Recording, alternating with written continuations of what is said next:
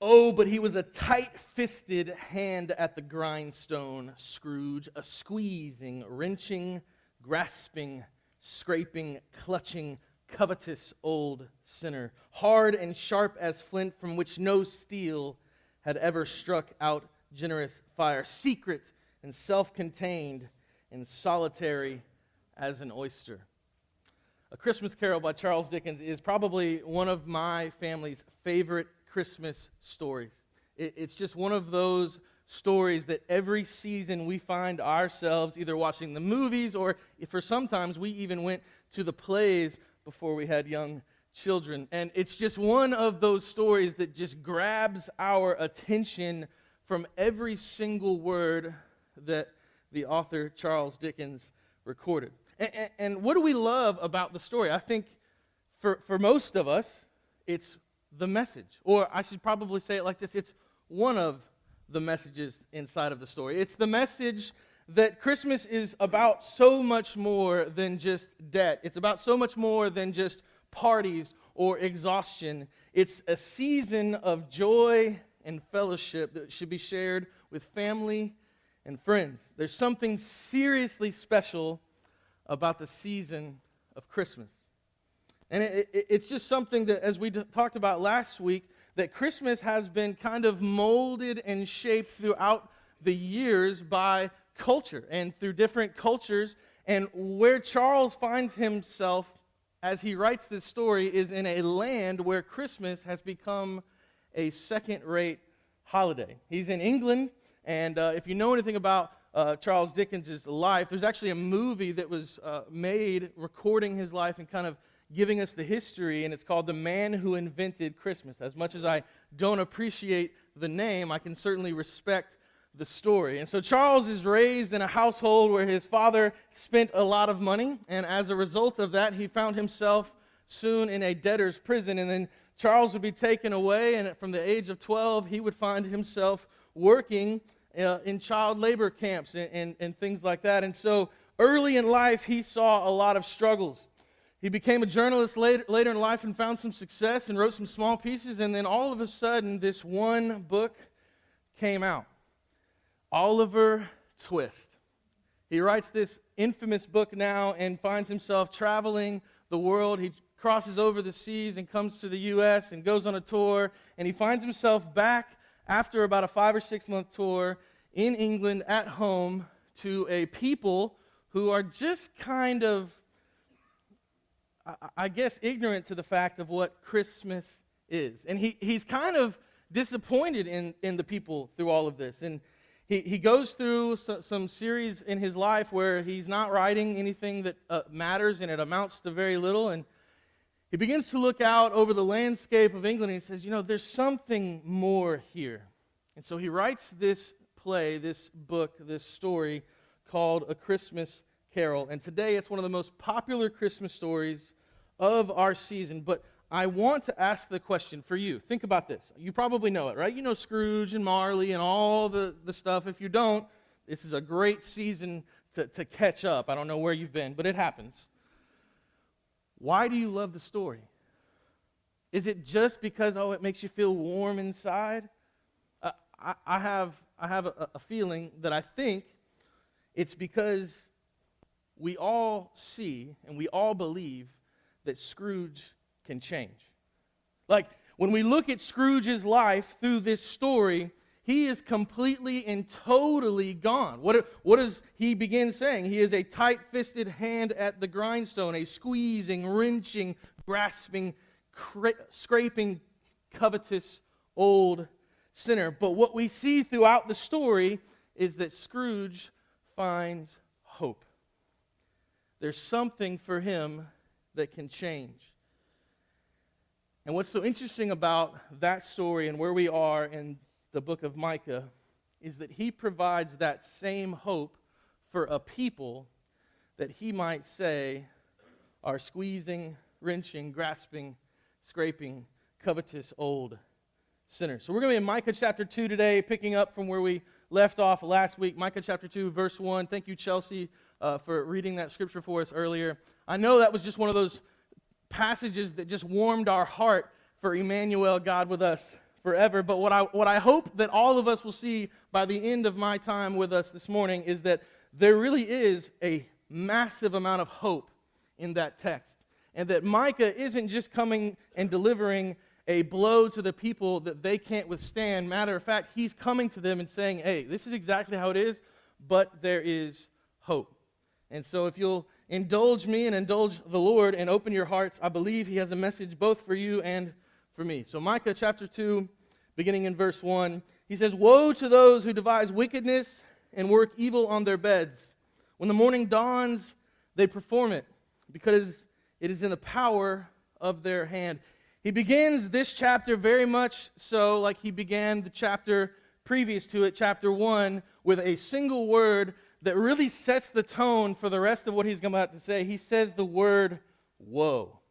And this isn't like the kind of stoner, like, whoa. Like, it's not that kind of woe. Like, that's not where he's talking to the people. He's saying, hey, whoa! Whoa! Matter of fact, if you look at the Hebrew language, this is actually a word that they would use while lamenting or crying for the lost loved one at a funeral. And this is how he begins chapter 2 to the people of God by saying, whoa. Micah is telling them that they're not just squeezing, wrenching, grasping, clawing, covetous old sinners. They're dead.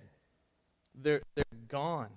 This is kind of that ghost of Christmas future look where, but he takes it a step further, that this isn't the moment where he says, this is the Christmas that could be. No, this is where it is.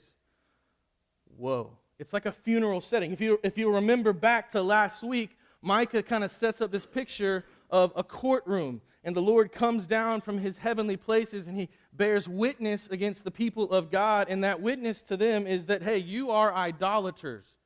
You are fallen. You're toast.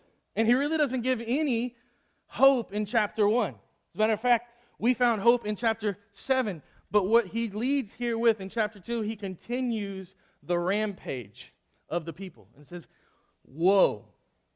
And he goes on and he says, those who devise wickedness and work evil on their beds, when the morning dawns, they perform it. Those three words, devise, work, and perform, he is saying that their wickedness is not just happenstance. It's not maybe just some learned behavior. No.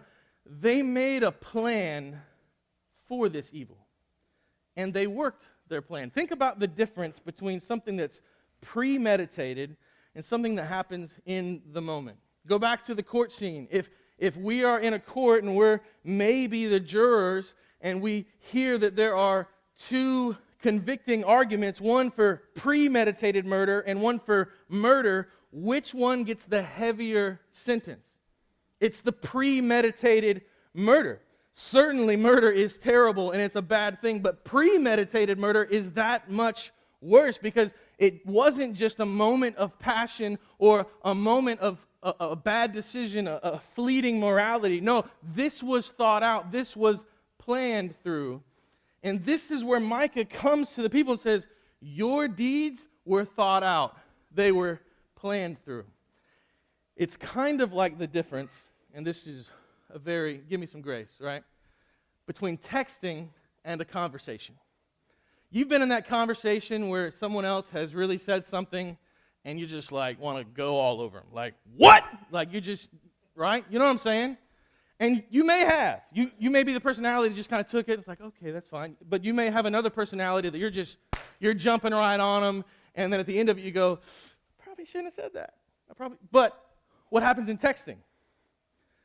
See, in texting, we have the forethought to type it out. And then we can look at it. And we can read it. And we can say, nah, backspace. Ooh, sin, crap, right? And that's why when you're texting someone, you have to be very intense. You need to make sure you put that LOL or that laughing face emoji or that exclamation mark or the question mark. You ever text somebody that's just really dry?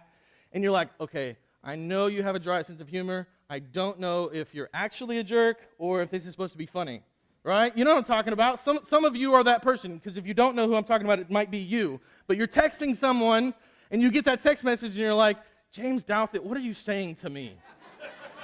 Just kidding. I love you, James. But there's a difference between what happens in the moment and premeditation. And Micah is going to people saying, hey, you have thought out these evil deeds beforehand. And the Lord has something to say about that as well. In Proverbs 6:16, the first part of that, and 18, he says, there are 6 things that the Lord hates. A heart that devises wicked plans and feet that make haste to run to evil. So not only does the Lord hate our actions at times, our evil actions, he says when you think about them ahead of time, it's that much worse. And Micah is coming to the people of God. Remember, he's speaking to the northern and southern kingdoms here who have experienced great economic growth. And because of that prosperity, much of their morality has gone bankrupt. Much of their decision-making is gone, and it's kind of like Uncle Ben from Spider-Man who says, with great power comes great responsibility. And this is what Micah is saying, like, you've been given a lot of blessings, but you're abusing them. Like, you have totally lost picture of where you are supposed to be. And he continues on in verse 2. He says, when you plant all these things you've planted, he says, they covet fields and seize them, and houses and take them away. They oppress a man in his house, a man in his inheritance. In these days, it would have been extremely important to try to build up wealth and pass it on to your kids. Because unlike our current generation, the middle class was almost non-existent. You had a very, very small class of elite upper crust people, and then you had a large lower class. And it was extremely important in that culture to build up whatever goats, chickens, land you could, so that way your children would have some means of providing for their family. You would teach trades, and all these things were extremely important. They didn't have the colleges for every person. They didn't have the immense amount of availability for us to succeed as we do today. They didn't have that. No, these were rich tycoons who were planning to take those inheritances from the poor people. They came up with schemes to take away the land. They came up with schemes to take away goats and chickens and all of the things that you could imagine would be needed. They were a coveting people. Their idolatry had taken the form of covetousness. The 10th commandment, Exodus chapter 20, verse 17 says, you shall not covet your neighbor's house. You shall not covet your neighbor's wife or his male servant or his female servant or his ox or his donkey or anything that is your neighbor's. Last night, my family was in town and we celebrated Christmas a little early just with, schedules. They're fun, right? And so they were in town and we decided to go look at the Christmas lights downtown, and we're walking downtown, and it's me and my brother-in-law at one point. My brother-in-law, by the way, just bought a brand new F-150, and we're walking down, and we're seeing these lights. And beside us comes this big, massive, white F-250, lifted up, big tires, black rims, and he goes, "Daggum," right? And I'm looking at there like, what he said, like, that's a good-looking truck. I got a 2006 Ford Expedition that I'm just hoping starts today, and I'm like, man, that's a good-looking truck. I'm coveting my heart after this truck. And we're like, man, that's a good... And keep in mind, the dude's got a brand new truck. But anyway, both he and I are just loving this thing. And then the windows roll down, and we see a 16-year-old kid in the driver's seat. And I'm like, daggum, right? Like, all right, Lord, be thankful for what I have. I got it. I got the signal. I don't want to be a 16-year-old boy again. That's a tough place to be.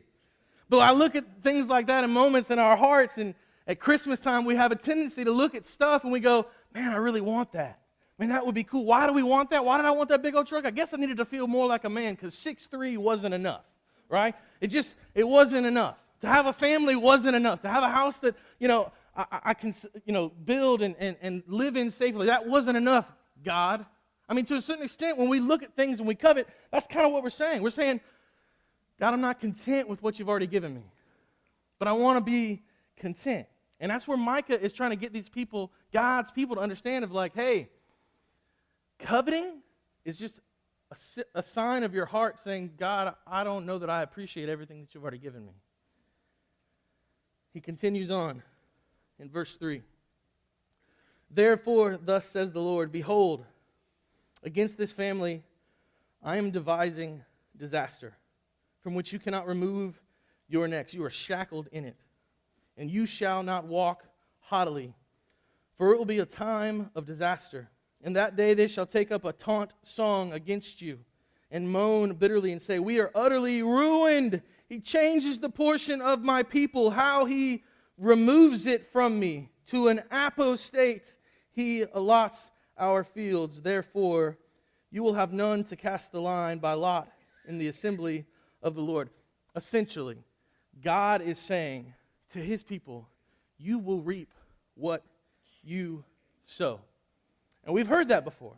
We know that line because Jesus says the same thing.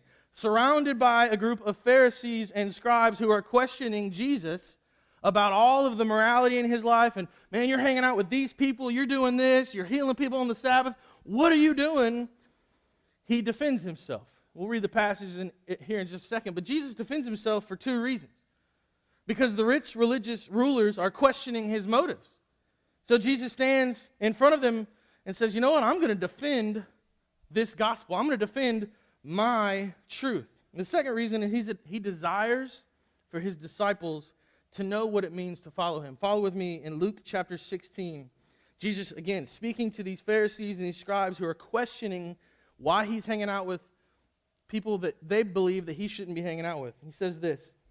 It's a long story that he goes through. This is just the latter part of it. It says, if then you have not been faithful in the unrighteous wealth, who will entrust you to the true riches? And if you have not been faithful in that which is another's, who will give you that which is your own? No servant can serve two masters, for either he will hate the one and love the other, or he will be devoted to the one and despise the other. You cannot serve both God and money. When we focus our attention and our desires on the fleeting things of this world, we will get what we deserve, is what Micah and Jesus are telling us. Charles Dickens kind of paints this picture through this symbolism of Marley. If you can think about Marley, who's his business partner in life, there are chains that Marley has to wear in these visits that Scrooge gets. And these chains are very real for Marley. And these chains forge two pictures for me. Ryan, if you do me a favor, there's a ladder in that back corner. Hey, everybody say, hey, Ryan. Hey, Ryan. It's our new worship pastor, and I'm abusing him on day one. Forgive me, brother and congregation. So if you'll bring this ladder up for me really quickly, and if you'll just kind of set it up and you'll stand there, just awkwardly, just stand there with a smile on your face. I appreciate it. See, when we build a world around us that is focused on our desires, we miss the greater picture, and we are keeping ourselves from what God has actually planned. See, greed and covetousness are nothing more than shackles that keep us from true joy. There are false desires that feed an empty appetite. And here's what happens. And I wanted to put chains on you, but, as a good friend told me at one point, if you have a chain that's clean, you're not working hard enough. So I couldn't find a good chain. I didn't want to mess up your pretty digs. So here's the deal. Here's what we do in life, right? Come over here for me, right? Stand right here. This ladder right here represents what we think is climbing the ladder of joy. So go ahead and turn around, put your hands on this ladder for me. Appreciate that. Great view of you, congregation. I'm sorry. My bad. I could have positioned that differently. But here's what happens is we try to climb this ladder of what we believe is true joy. Go ahead and climb the ladder for me. We climb this ladder of true joy, and every time we see something that we covet, we go, that neighbor, they've got the greatest vacation plan. Do you see it? We climb the ladder. One more rung for me. Yeah, we climb. Don't fall. So we climb this ladder. We're trying to get to this place of what we think is true joy, but what happens every time we take a step up the ladder, there's more chains. And we take another step, and there's more chains. Because the things of this world are fading. They're going to fall with you. Like, you can't take them. The big toys and all these things in our life that we love, they're just pulling us down. I got you, bro. You're not going nowhere, right? They're just pulling us down. And every step that we climb up the ladder seeking this true joy in our hearts, what's actually happening is all this stuff in our lives is pulling us down. And this is the picture that we see in Marley. Is that he says, I got these chains that I built in life and doing bad deeds, and they're pulling him down. And I think this is the same picture in many sense that Micah would give us. Is that every time these things come up in our life, we try to climb this ladder, and the reality is this world adds links and adds chains onto us to pull us down the ladder. But here's what Christ calls us to do. Step down, right? Christ calls us to lay down all of our burdens at His feet. Because what Jesus did was, He said, this isn't just some sense of joy. This is the proverbial ladder where Christ comes down from heaven. And He says, I'm going to come to you. You don't have to try to come up to me anymore. You don't have to try to find joy, find happiness, find peace, because I'm coming down the ladder to you. I've come. I'm here. So Ryan, people of God, everyone, stop trying to build your self-worth, your stuff. Don't be looking at nobody else's life. Focus on the Lord, because He has come down to be with you. Y'all give it up for Ryan. Appreciate it. You take that ladder? Thank you. There's a declaration in Psalm 16:11. It says this: You make known to me the path of life, and in your presence there is fullness of joy. At your right hand are pleasures forevermore. What if we could stop climbing the ladder and say, God has come. He is here. He is God with us forever. He is Emmanuel.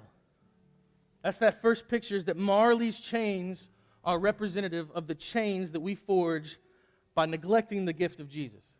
Like I said, there's two pictures that I see in Marley's chains. And I wish that the first one was the hardest one, but in reality it's the easiest.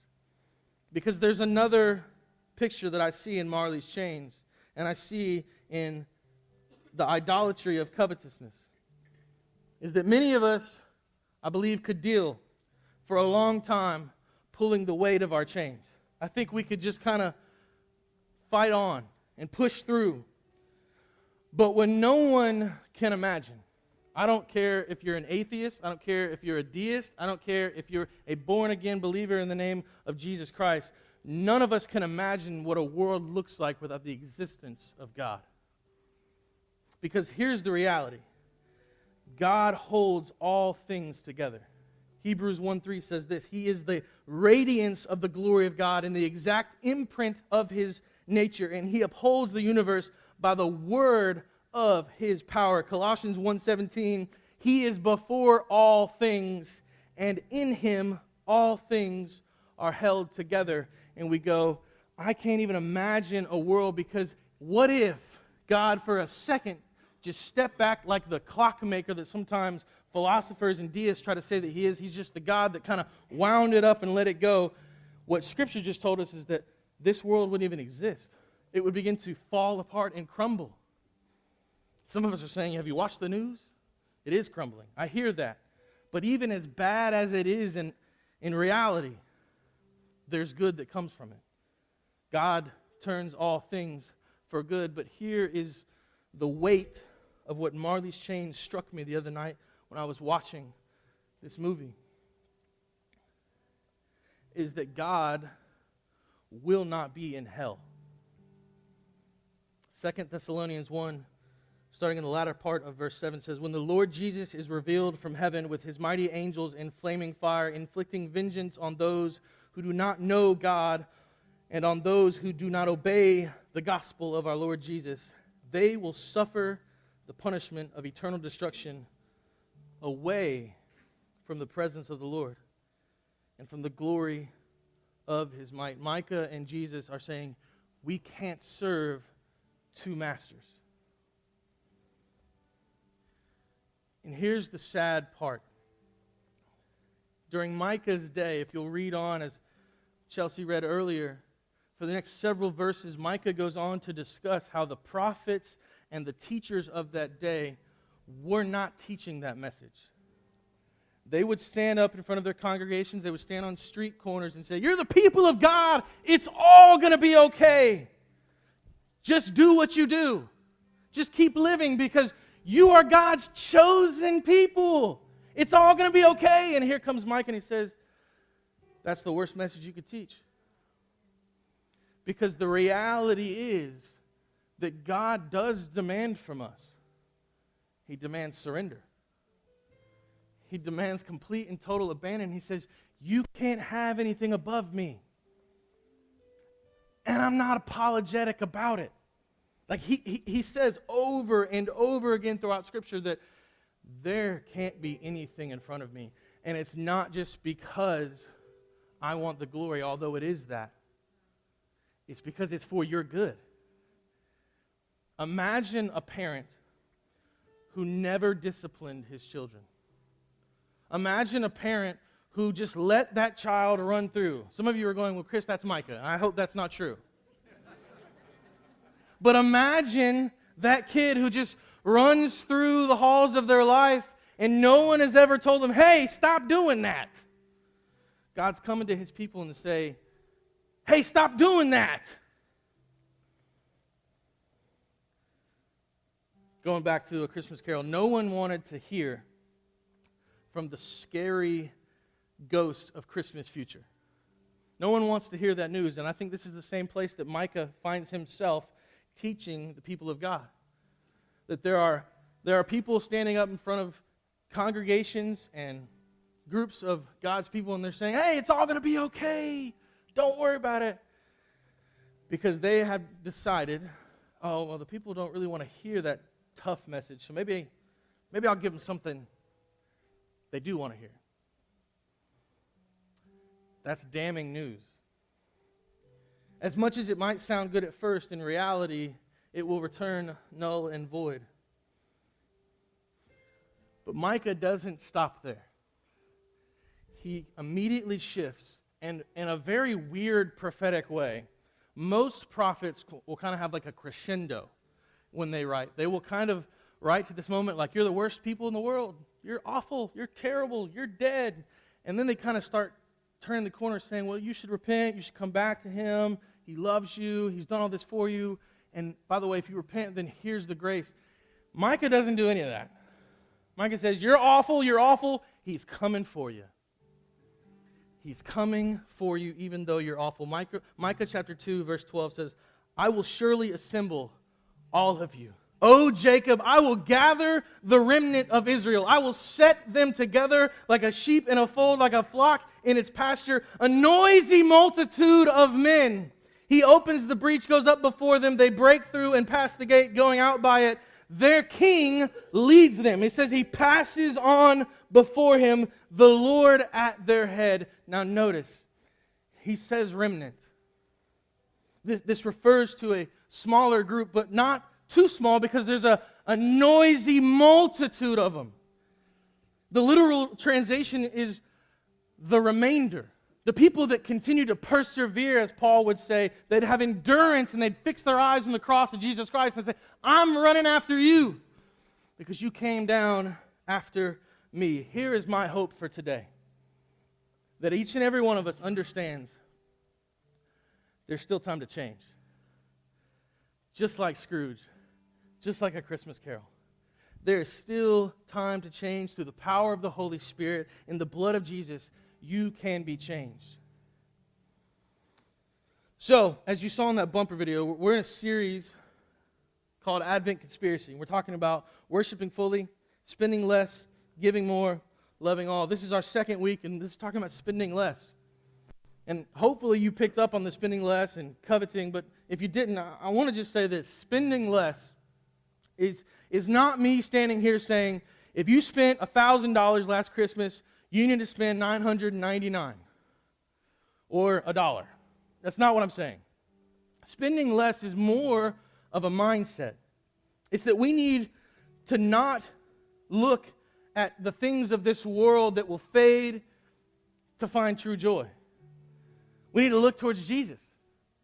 We need to say, He's come down for you and for me. And yes, I love a big truck on some black rims. It's good looking. It's a great truck. But I don't need it to find joy. I need Jesus. And so, here in just a moment, as we continue to worship, before that, we're going to take up an offering. And this is our series, like I said, this month is Advent Conspiracy. And what we're doing as a church is we're conspiring together. We're coming together with several hundred churches across the world. And we're saying, what if we could get the message of Christmas back to where it's supposed to be?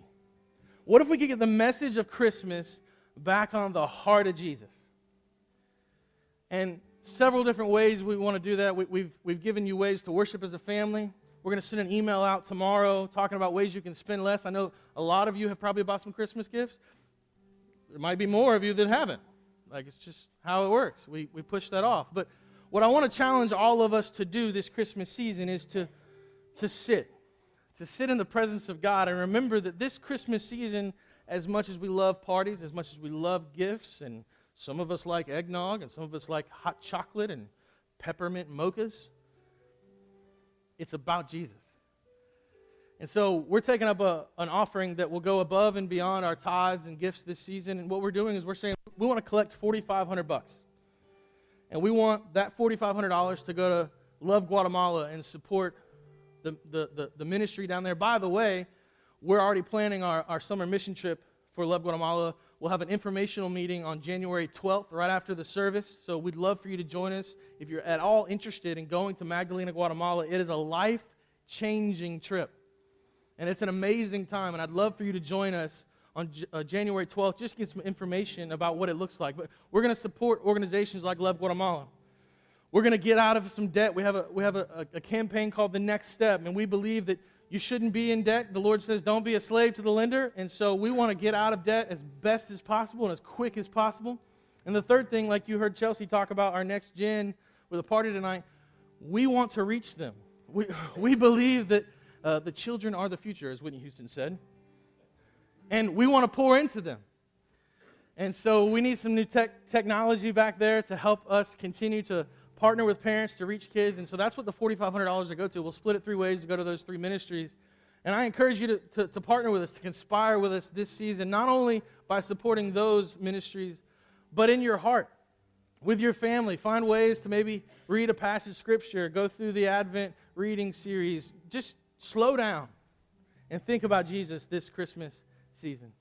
Let me pray for us, and like I said, we'll go through a time of giving, and we'll have some moments of worship through song.